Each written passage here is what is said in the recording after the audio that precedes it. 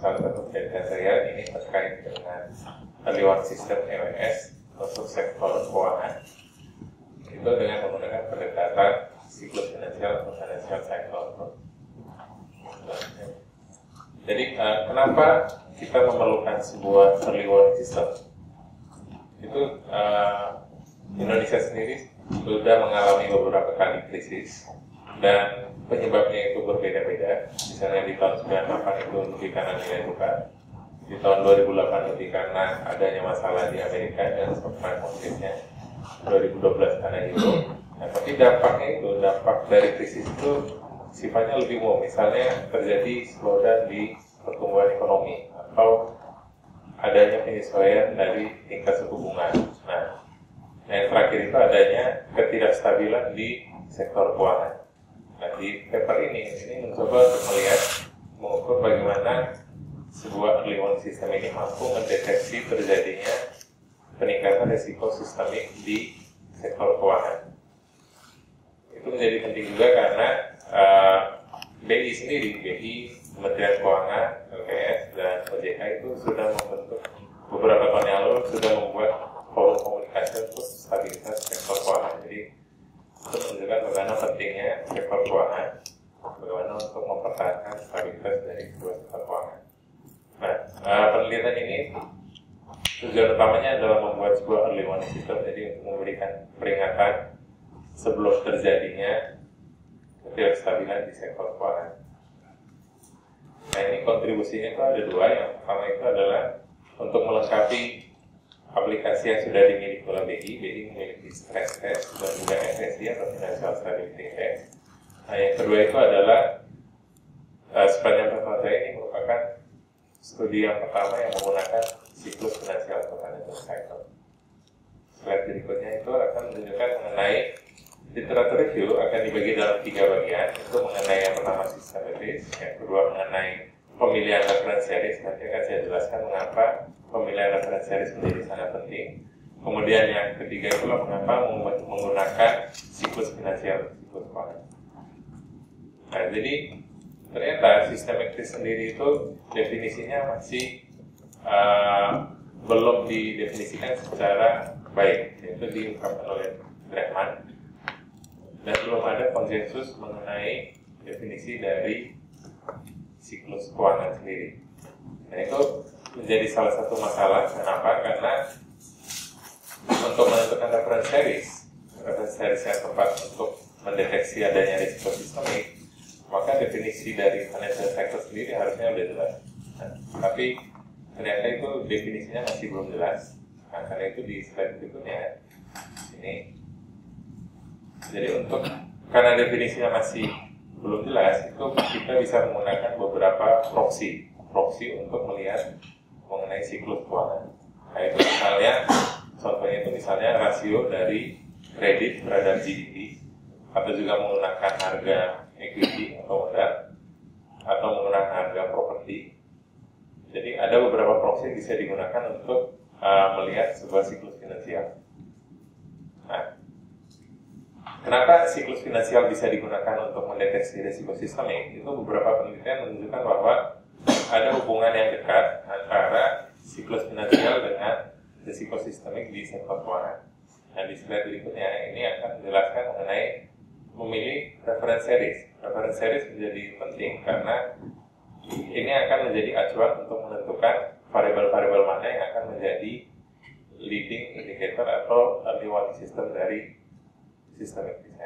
Nah, di penelitian ini saya menggunakan credit data series ini karena beberapa empirical evidence-nya, beberapa studi menunjukkan bahwa credit data itu merupakan kandidat yang cukup bagus untuk mendeteksi adanya risiko sistemik. Nah, yang digunakan adalah di penelitian ini adalah rasio antara kredit terhadap GDP. Jadi itu juga sesuai dengan yang disarankan oleh Basel III, itu di mana dia menyarankan bahwa untuk mendeteksi adanya risiko sistemik itu lebih baik menggunakan kredit to GDP rasio. Nah, di slide berikutnya. Nah, sekarang pertanyaannya adalah mengapa menggunakan financial cycle? Nah, saya sudah sebutkan sebelumnya bahwa belum banyak penelitian yang menggunakan siklus finansial. Itu ada beberapa, misalnya di Indonesia sendiri ada itu penelitian oleh Benazir dan Aksani itu tahun 2008 itu melihat nilai tukar tapi dari siklus bisnisnya atau bisnis cycle. Nah, kemudian 2011 ini oleh Yang ini dia melihat probability terjadinya krisis perbankan tapi menggunakan prosesi data. Nah, yang sekarang yang terkait dengan stabilitas di sektor keuangan itu di BI sendiri, BI memiliki 3 buah alat untuk melihat stabilitas sektor keuangan itu dengan menggunakan mikro dan makro indikator, ada stress testing dan financial stability index. Nah, jadi untuk melihat stabilitas sektor keuangan, BI hanya memiliki satu alat yang dinamakan Financial Stability Index. Ini dibuat oleh Harvard Edron di tahun 2007. Jadi mereka membuat sebuah indeks itu menggunakan 4 blok utama, itu terdiri dari sektor perbankan, sektor real, kemudian sektor pasar modal dan juga bond market. Nah, tujuannya ada 2 FSI ini, yaitu yang pertama itu sebagai indikator dari stabilitas keuangan, yang kedua adalah mengidentifikasi faktor mana yang akan mempengaruhi stabilitas sektor keuangan itu sendiri. Nah, untuk datanya, ini datanya saya menggunakan data kredit data yang diambil dari Bank for International Settlement. Itu datanya quarterly, jadi harus diekstrapolasi menjadi data bulanan. Nah, kemudian ternyata ada keterbatasan data dalam penelitian saya ini. Itu saya jadinya memiliki 2 jenis, membedakan menjadi 2 jenis tipe karena periodenya ada yang tidak mencukupi datanya, itu data account inflation. Nah, itu cuma tersedia dari 2003 sampai 2013. Nah, jadi saya bagi 2. Dan tipe kedua itu nanti akan menggunakan core inflation, tipe pertama itu tanpa core inflation. Nah, itu data periode datanya lebih panjang. Nah, untuk beberapa penelitian mengatakan bahwa periode data tersebut sudah mencukupi karena rule of thumb-nya biasanya 10 tahun ketersediaan data. Dan kemudian di Indonesia sendiri ada terjadi perubahan rezim nilai tukar yang signifikan pada tahun 2008. Nah, untuk metodologinya, ini berdasarkan penelitian oleh Benazir dan Aksani 2008. Jadi terdapat beberapa tahap untuk membuat early warning system dalam penelitian ini. Yang pertama adalah menentukan reference series-nya. Seperti tadi sudah saya jelaskan, itu menggunakan nanti kredit data terhadap GDP. Jadi rasio kredit data untuk GDP. Nah, yang kedua adalah melakukan evaluasi dan klasifikasi. Apakah variabel-variabel yang di sektor keuangan itu apakah akan menjadi leading-nya, ataukah dia bersifat coincidence-nya, atau sama-sama bergerak, atau nanti dia bergerak setelah terjadinya risiko sistemik. Nah, 2 langkah terakhir adalah membuat indeks dari early warning system-nya, dan yang terakhir itu melakukan forecasting untuk 1 atau 2 tahun ke depan. Di slide berikutnya. Oke, ini saya sudah jelaskan sedikit ya. Jadi, yang digunakan adalah data kredit, tapi bukan data kredit yang aktualnya, tapi yang digunakan adalah kredit gap-nya. Nah, nanti akan saya jelaskan mengapa menggunakan kredit gap di sini. Itu disarankan oleh Basel, kemudian sudah dinormalisasi terhadap ukuran ekonomi, dan beberapa empirical evidence itu menunjukkan bahwa kredit gap itu bisa digunakan untuk sebagai reference series untuk sistematisnya. Di slide berikutnya. Nah, setelah saya mengkonstruk kredit gap nanti, ini akan dilakukan evaluasi dan klasifikasi terhadap beberapa variabel. Di situ ada 38 time series.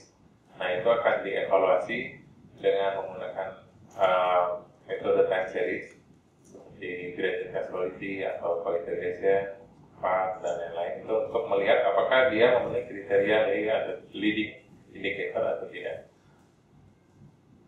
Ini untuk evaluasinya. Jadi semua series yang ada dalam penelitian ini harus dikomposisi menjadi trend dan cycle-nya. Jadi kalau kita punya data time series itu biasanya terdiri dari trend, cycle, dan error, itu bisa dipisahkan. Nah, untuk mengeluarkan sebelum di day trading kita harus melakukan seasonal adjustment terlebih dahulu. Di penelitian ini menggunakan X13A5. Nah, setelah itu di trend dengan menggunakan HV filter. Jadi untuk mengeluarkan trend dan membuat series yang baru yang hanya terdiri dari cycle-nya. Nah, setelah itu di indeks menggunakan mean absolute deviation. Berikutnya, nah setelah itu harus dilakukan beberapa tes seperti normal series ini yang dinamakan normal series tadi yang sudah diindekskan. Nah, itu harus dites dengan menggunakan co-integration test untuk melihat apakah dalam jangka panjang itu dua series ini, credit gap dengan series yang dievaluasi ini memiliki co-integrasi atau tidak. Kemudian dilakukan tes VAR dan Granger, jadi untuk melihat apakah si series ini menyebabkan credit gap atau sebaliknya credit gap menyebabkan series. Nah, kemudian menentukan juga optimal lag dan stability test.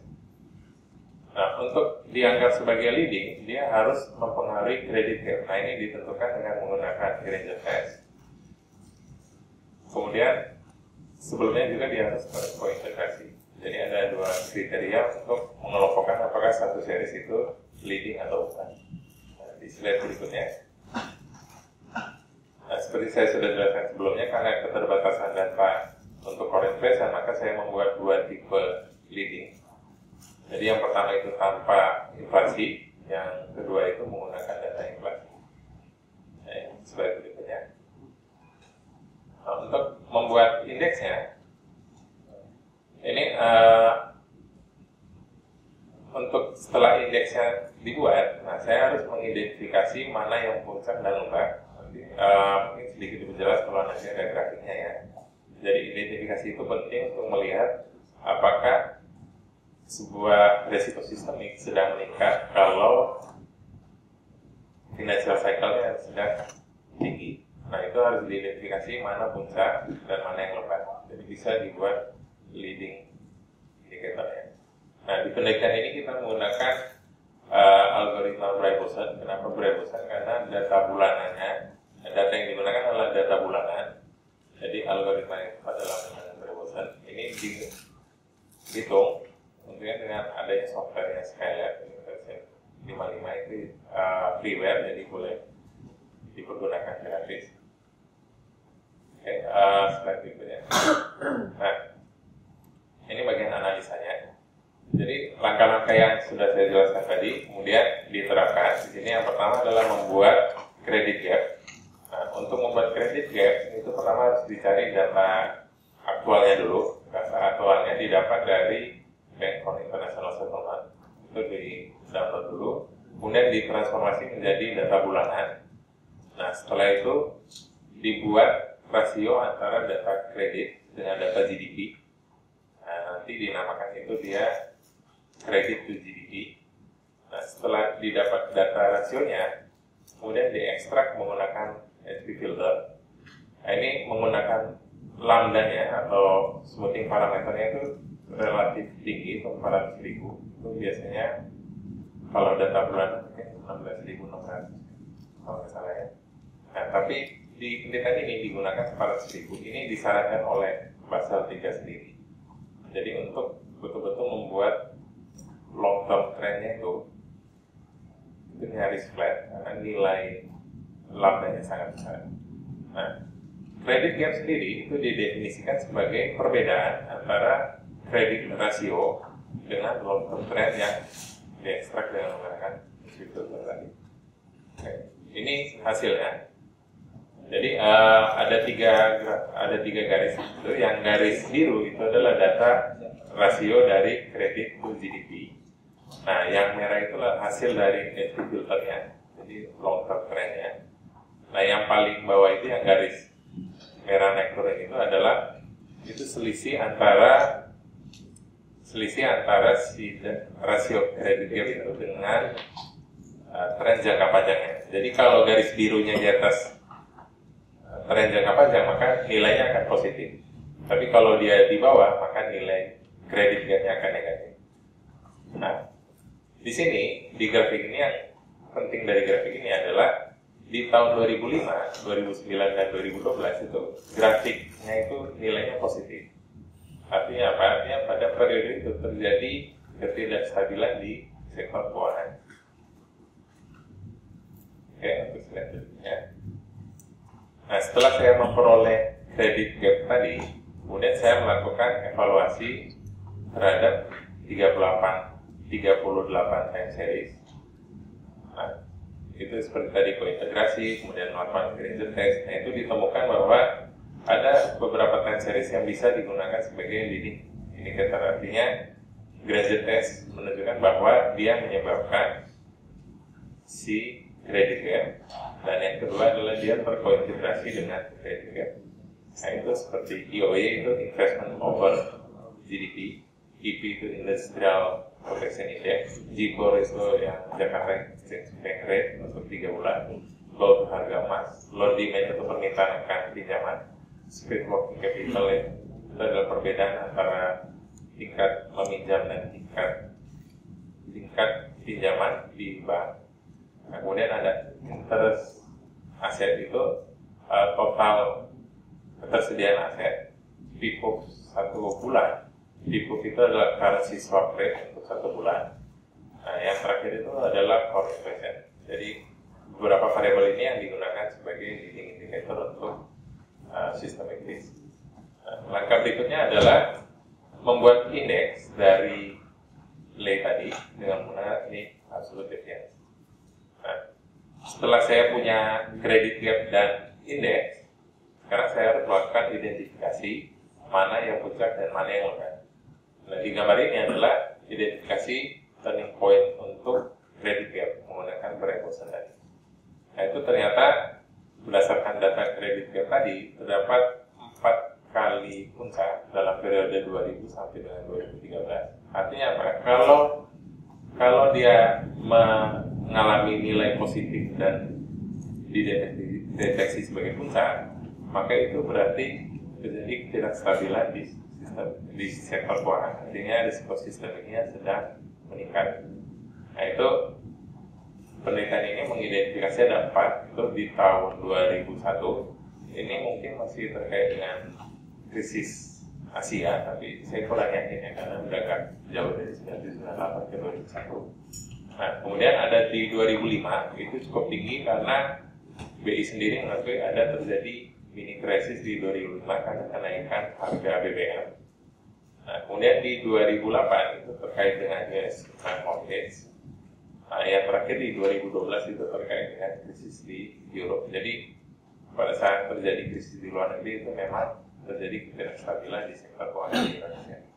Nah, di slide berikutnya, ini saya bandingkan dengan Financial Stability Index yang dibuat oleh BI. Itu ternyata memiliki beberapa kemiripan untuk titik di mana terjadi ketidakstabilan. BI sendiri yang di sebelah kanan, itu kalau dia sudah merah itu berarti sektor keuangannya memang sedang tidak stabil. Nah, itu mirip untuk tahun 2005, kemudian tahun 2008. Nah, yang perbedaannya itu di tahun 2012 itu BI cenderung kuning ya, kuning atau hijau ya. Jadi ada perbedaan mungkin di tahun 2012 ya. Tapi kurang lebih untuk mendeteksi terjadinya ketidakstabilan sektor keuangan 2005 dan 2008 kurang lebih ada mirip. Ya, untuk slide berikutnya. Nah, seperti tadi saya sudah jelaskan bahwa saya membuat 2 jenis tipe early warning system karena keterbatasan data. Jadi yang ini periodenya dari 2000 sampai 2013. Nah, ini setelah di indeks tadi yang beberapa time series tadi, setelah itu dideteksi dengan menggunakan Barebosa juga. Nah, ini dia menunjukkan bahwa dia mendeteksi adanya 4 puncak. Artinya dia memprediksi bakal terjadi ketidakstabilan di sektor keuangan 4 kali dalam periode 2000 sampai 2013. Nah, karakteristiknya adalah dari puncak ke puncak itu relatif lama ya, 31 bulan. Jadi agak lama. Nah, untuk tipe kedua di slide berikutnya, ini menggunakan periode 2003 sampai dengan 2013 dengan memasukkan unsur core inflation. Nah, ini ternyata karakteristiknya relatif mirip.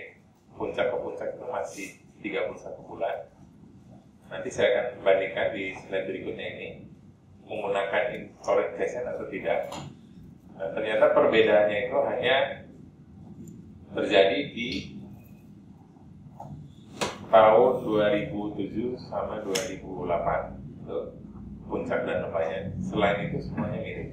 Jadi kalau kita mempertimbangkan periode observasi, maka tipe 1 sih bisa digunakan karena kurang lebih tipe 1 dan tipe 2 itu mirip. Nah, slide berikutnya.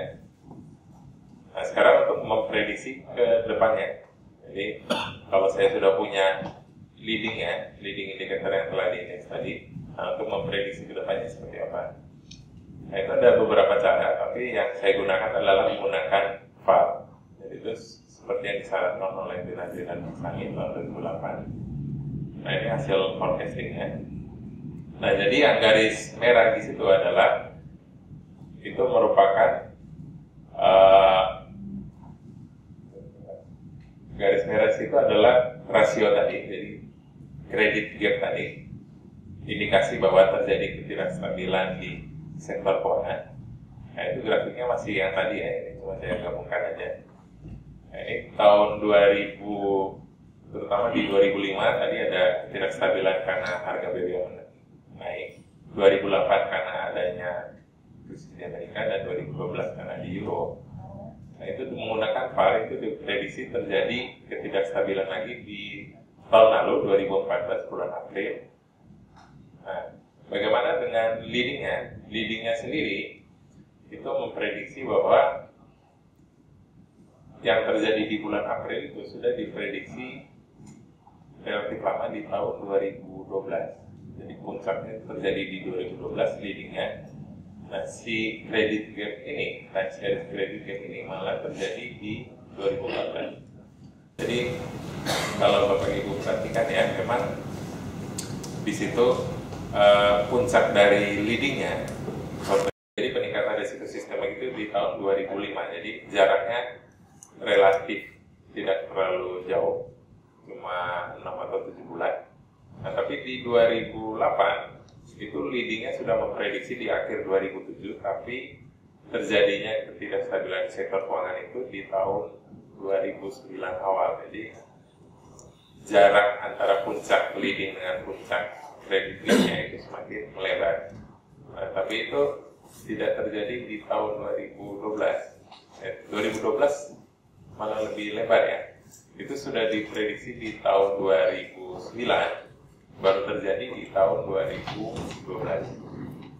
Nah, untuk kedepannya, tahun 2015-2016, leadingnya memprediksi terjadinya itu di tahun 2012, leadingnya mengalami peningkatan. Nah, si credit gap ini, terjadinya peningkatan risiko sistemik ini terjadi di tahun 2014. Oke, slide berikutnya.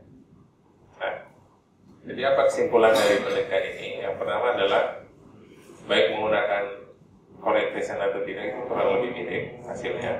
Nah, yang kedua adalah EWS dalam penelitian ini mampu mengidentifikasi beberapa periode krisis di 2005, 2008, dan 2012. Nah, kemudian untuk bukan ke depannya sebenarnya, itu sudah terjadi ya. EWS memprediksi bahwa terjadi peningkatan risiko sistemik juga di tahun lalu, April 2014, dan untuk tahun depan 2016 kemungkinan juga terjadi peningkatan risiko sistemik. Itu yang ditunjukkan oleh naiknya nilai leading yang mencapai puncak. Saya sudah habisnya slide berikutnya. Ini untuk rekomendasinya. Nah, yang penting dari rekomendasinya adalah karena BI baru memiliki satu buah aplikasi saja untuk Financial Stability Index untuk mendeteksi kestabilan sektor keuangan, maka EWS yang menggunakan financial sector ini bisa digunakan sebagai alat pelengkapnya atau komplementer itu. Karena kurang lebih hasil yang dihasilkan itu sama untuk puncak di mana terjadinya peningkatan risiko sistemik.